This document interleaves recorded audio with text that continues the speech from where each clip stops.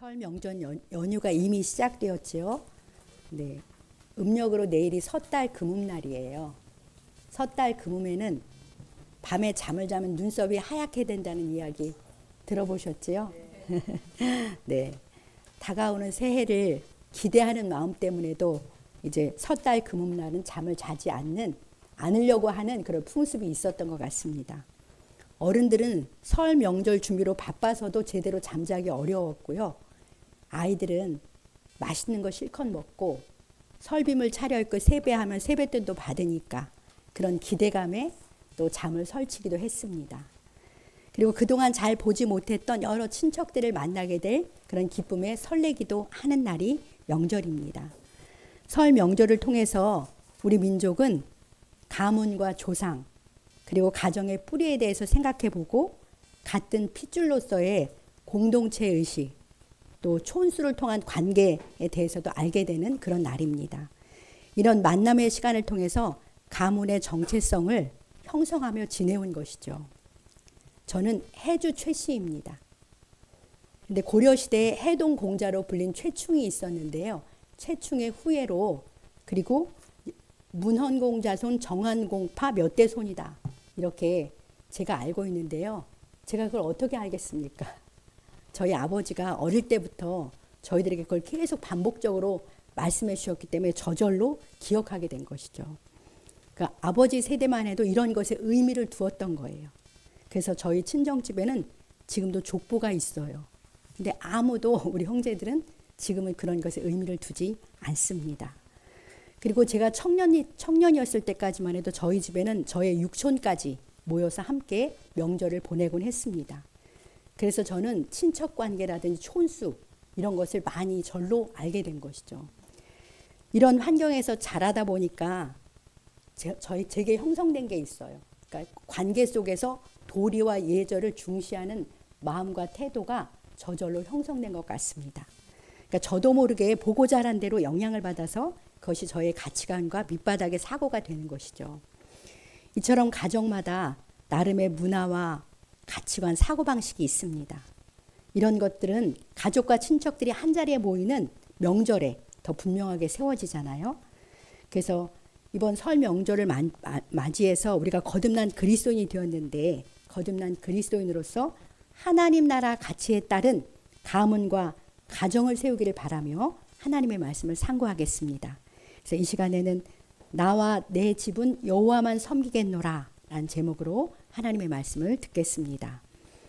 오늘 본문인 여호수아 24장은 가나안 정복 전쟁을 진두지휘한 여호수아의 유언의 말씀입니다. 유언과 같은 말씀이에요. 그는 이미 100살이 넘었고요. 곧 주님의 품으로 돌아갈 것입니다. 그는 남겨질 민족의 후손들이 계속해서 하나님의 백성이라는 그 정체성을 잊어버리지 않고 우리 하나님과 바른 관계 속에서 복되게 살게 하려고 마지막 당부를 하고 있는 거예요. 온 이스라엘을 세겜에 불러 모으고는 여호와 하나님만 섬기겠다는 분명한 결단을 하라고 강하게 그렇게 권면하고 있는 말씀이 오늘의 말씀입니다. 자, 본문 14절을 함께 읽겠습니다. 그러므로 이제는 여호와를 경외하며 온전함과 진실함으로 그를 섬기라. 너희의 조상들이 강 저쪽과 애굽에서 섬기던 신들을 치워버리고 여호와만 섬기라. 네. 자, 여호수아가 이스라엘 백성 전체에게 당부하고 싶은 말씀의 핵심은 무엇입니까? 여호와만 섬기라. 여호와만 섬기라입니다. 그리고 여호와를 경외하며 온전함과 진실함으로 그를 섬기라. 이것이 사랑하는 자기 민족의 백성들에게 간곡히 당부하고 싶은 여호수아의 말씀입니다. 그런데 그는 이 당부의 말씀에 듣는 백성들이 다 충분히 아멘할 수 있도록 앞에서 하나님께서 그동안 자기 민족에게 행하신 은혜의 역사를 자세하게 먼저 이야기해요. 그러니까 23장부터 시작된 거거든요.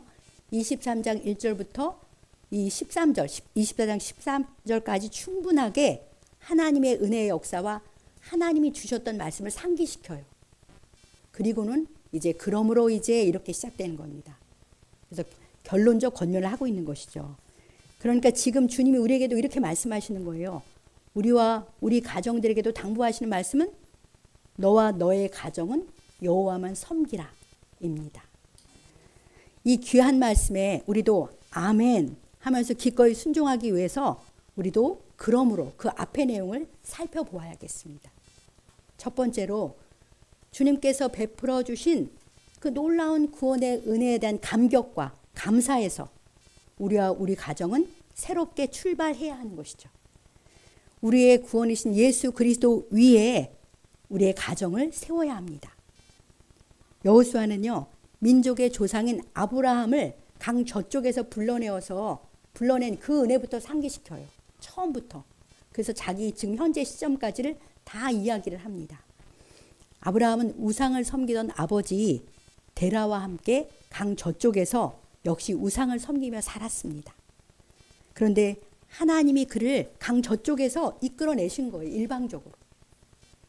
유프라테스 강을 건너서 주님이 지시하시는 땅 가나안으로 와서 거기서 주와 함께 살게 되었습니다. 이것이 주님께서 아브라함을 구원하신 거예요. 그는 그때부터 강을 건넌 자, 히브리인이 강을 건넌 자라는 뜻이잖아요. 그렇게 불리면서 하나님의 백성의 조상이 된 것이죠. 참 신이신 여호와 하나님을 모르고 다른 신을 섬기며 살던 그를 불러내셔서 강을 건너게 하시고 이제는 참 하나님과 함께 살아가는 하나님의 백성으로 살게 하심이 곧 구원입니다. 자, 이렇게 아브라함에게 임한 이 놀라운 구원이 오늘 우리에게도 동일하게 임했어요. 우리도 주님 모르고 세상을 좇아 살고 내 욕심조차 살고 그리고 공중 권세자인 마귀를 쫓아 살던 우리를 주님이 거기서 이렇게 불러내셨잖아요. 불러내셔서 구주 예수님 믿고 죄사함 받아서 하나님의 자녀 되게 하셨습니다. 이제는 우리가 아까 찬송에서 말씀한 것처럼 주님의 말씀을 주님을 좇아 그렇게 살게 되었으니 아브라함에게 임한 구원이 우리에게도 동일하게 임했습니다. 이제 우리는 이름이 바뀌었어요. 아브라함의 이름이 히브리인이 된 것처럼 우리의 이름은 그리스도를 따르는 그리스도인이 되었습니다. 이러한 새로운 정체성 위에 우리의 삶은 새롭게 이미 세워졌고요. 계속해서 세워나가야 하는 것이죠. 이 크고 놀라운 구원의 은혜를 우리는 스스로 깊이 묵상하고 헤아리면서 그 구원의 은혜에 스스로 놀라고 감격해야 해요. 그런 시간을 가져야 합니다. 그 감격을 품고 구원의 주 예수님을 사랑하는 자녀들에게 그리고 가족과 친지들에게 나누며 함께 기뻐하고 감사하시기 바랍니다. 또 우리의 구원과 반석이신 주 예수 그리스도 위에 우리의 가정을 세워야겠다는 그러한 결단이 우리에게 있어야 할 줄 믿습니다. 우리가 강 저편에 살 때는 우상을 섬겼잖아요. 그래서 만나면 저절로 내가 섬기는 우상 이야기를 했습니다. 가족들을 만나면. 그게 주로 돈 버는 이야기, 또 자식 잘 된 이야기, 이제 그런 것들이 주로 대화의 주제가 되잖아요. 우리가 그걸 섬기고 있었으니 그 이야기를 할 수밖에 없었습니다. 그래서 우리가 땅에 속한 자라는 것을 우리의 말을 통해서 보이며 살았던 거죠. 그러나 이제는 구원받은 하나님의 백성이 되었으니까 이제 우리 이야기의 주제가 달라져야겠습니다. 우리가 거저받은 이 놀라운 구원과 우리를 사랑하시는 주님을 이야기해야 합니다.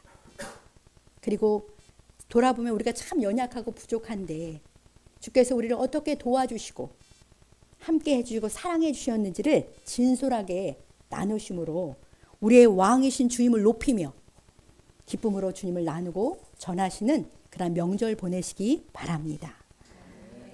시편 49편에 보면은 사람들의 헛된 자랑에 대해서 시편 기자가 이야기하는데요. 우리 49편 6절로 8절을 함께 읽어보겠습니다.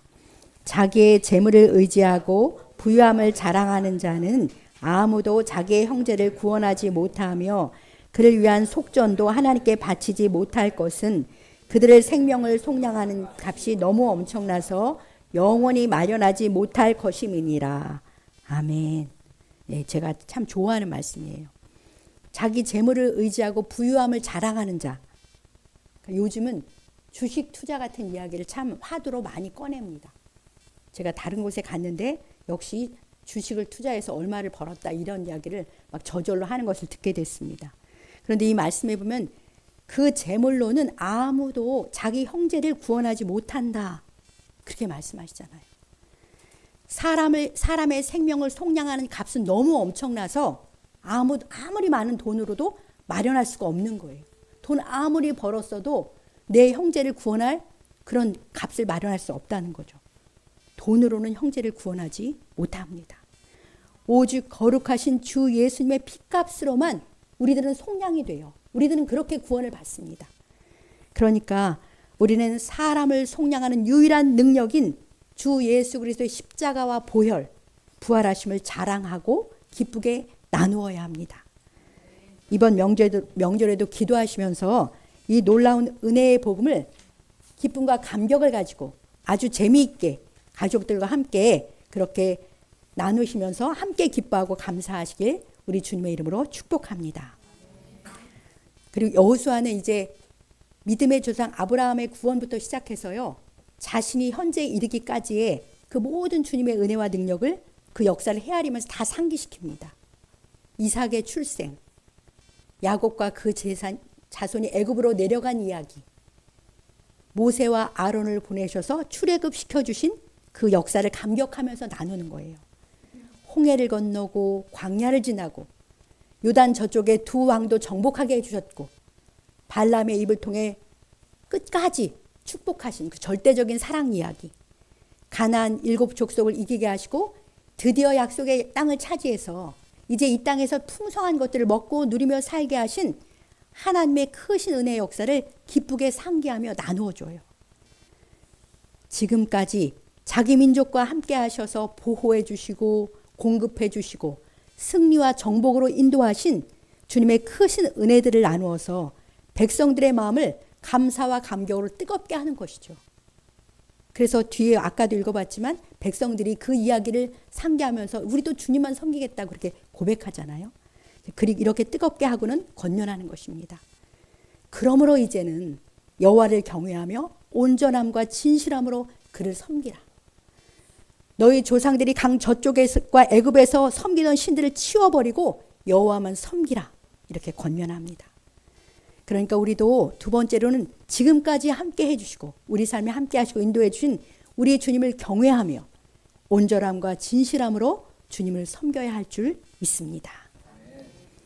우리도 지금까지 함께 해주시고 선하게 인도하신 하나님의 은혜들을 가족들을 만났을 때 헤아려 보는 거예요. 우리 가족 만나면 지난 이야기 많이 하잖아요. 그 은혜들을 같이 이야기하면서 그 은혜로 우리의 심령을 채우는 것이죠. 그리고 우리 주님을 더욱 경외하며 섬겨야 합니다. 주님을 섬기되 온전함과 진실함으로 섬기라. 그렇게 말씀하세요. 한량없는 사랑으로 우리를 사랑해 주시고 넘치는 은혜를 베풀어 주시는 주님을 우리는 마땅히 경외하며 섬겨야 할 줄 믿습니다.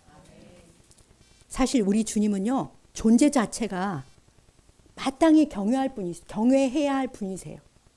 사실 요즘에는 하나님의 사랑과 은혜를 많이 이야기하지 하나님을 경외하는 삶에 대해서는 잘 이야기하지 않아요.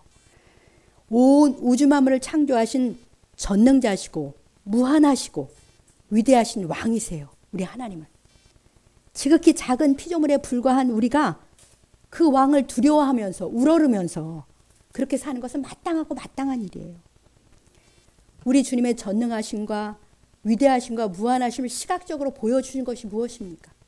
자연 만물이에요. 자연 만물이 이 피조 세계가 우리의 창조주 하나님, 우리의 왕이 어떤 분인지를 보여주는 스크린이에요. 그분이 얼마나 크신 분인지, 얼마나 높으신 분인지, 그 지혜와 능력이 얼마나 무한하신지 자연 세계를 조금만 들여다보아도 그저 놀라고 감동하고 찬양과 영광을 돌리지 않을 수가 없습니다. TV에서 동물의 왕국이나 자연 세계를 보여주면 저는 그걸 굉장히 열심히 보는데요. 이번 주에도 아시아의 세계에 대해서 보여주는 TV 프로가 있었습니다. 아시아의 바다에 대해서 보여주는 거였어요.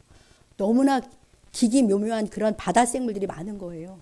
보면서 계속 주님을 찬양했습니다. 할렐루야, 주님 놀랍습니다. 계속 찬양할 수밖에 없습니다.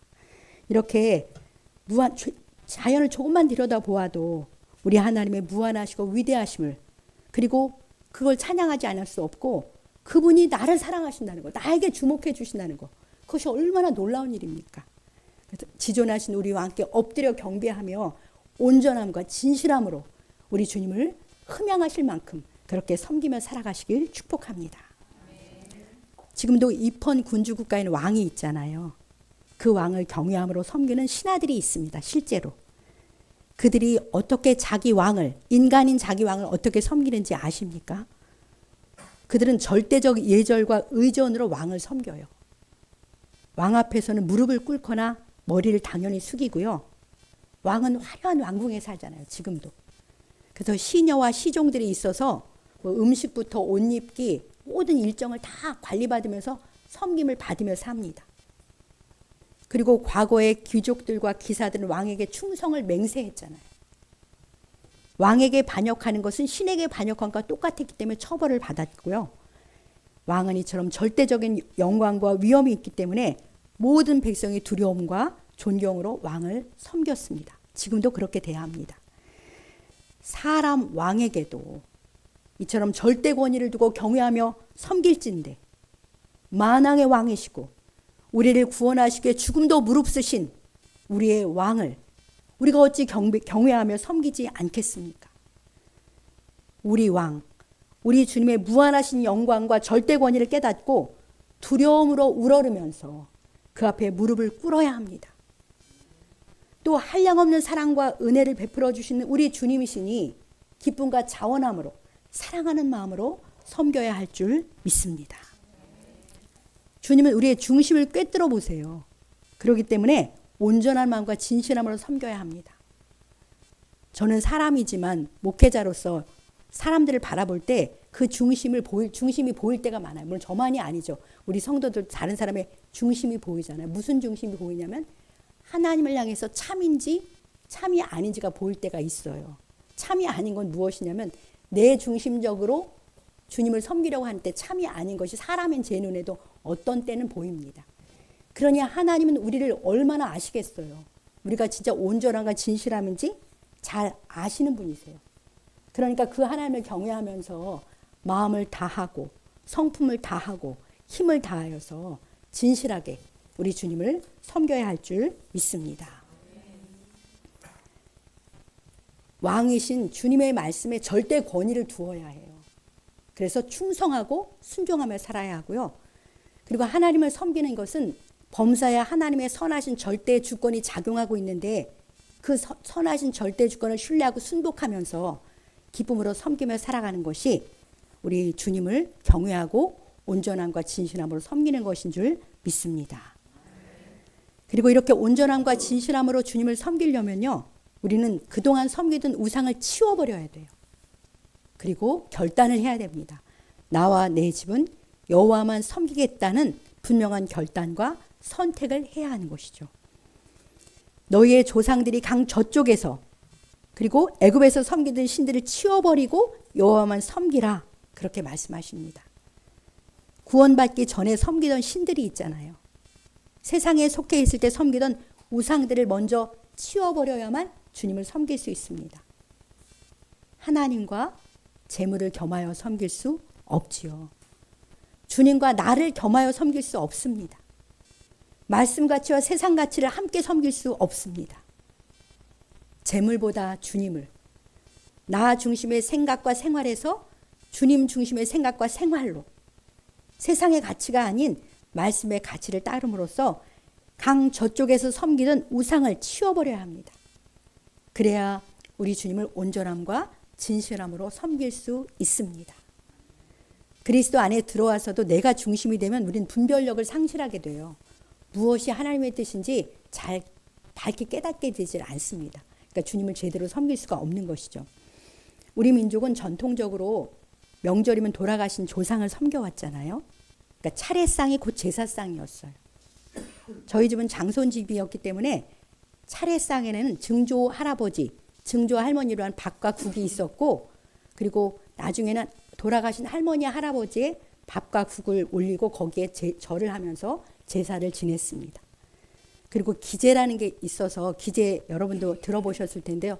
돌아가신 날 밤에 제사를 지내는 거예요. 방문을 이렇게 좀 열어놓고 그다음에 밥상을 차린 다음에 제사상을 차린 다음에 그날은 숟가락을 꽂습니다. 그러니까 조상이 거기에 들어와서 그날 그 제사상을 받으라고 드리는 거잖아요. 저희 집은 그렇게 철저하게 제사를 드려서 기제날 안 오면 아버지가 막 혼내고 이제 그런 분위기 속에서 우리가 살기도 했습니다. 그러나 주 예수님 믿어 구원받은 하나님의 자녀인 우리는 이제 오직 주 하나님만을 섬기며 주님께만 경배를 드리고 주님께만 예배를 드려야 합니다. 그래서 오래전에 저희 집도 그 제사를 다 폐했어요. 그러니까 치워버린 거죠. 그 우상을 치워버리고 지금은 온 가족이 모여서 주께 예배드림으로 명절을 보내게 되었습니다. 이것이 나와 내 집이 주님만 섬기는 하나님의 자녀요 하나님의 백성이란 증표 중에 하나예요. 주님이 주신 자유이며 큰 은혜입니다. 물론 지금은 많은 가정에서 허례허식이라면서 제사를 드리지 않고 명절에 여행을 가거나 외식을 하며 자유롭게 지내는 분위기입니다. 그러나 조상에게 제사 드리던 가정에서 그것을 치워버리고 주 하나님께 예배드리며 명절을 보내게 된 것은요. 살아계신 하나님의 구원과 승리의 결과예요. 전통이라는 이름 뒤에 숨어있던 어둠의 권세인 어둠의 세력이 만왕의 왕이신 그리고 참 빛이신 예수 그리스도의 이름 앞에 무릎을 꿇고 떠나가게 된 것입니다. 이런 것이 떠나가도록 하려고 우리의 조상들은 우리 믿음의 선조들은 굉장히 많은 투쟁을 했어요. 그래서 캐톨릭에는 이것 때문에 우리 나라에 복음이 처음 들어왔을 때 엄청난 박해를 받았잖아요. 그래서 상황화라고 해가지고 타협을 한 것입니다.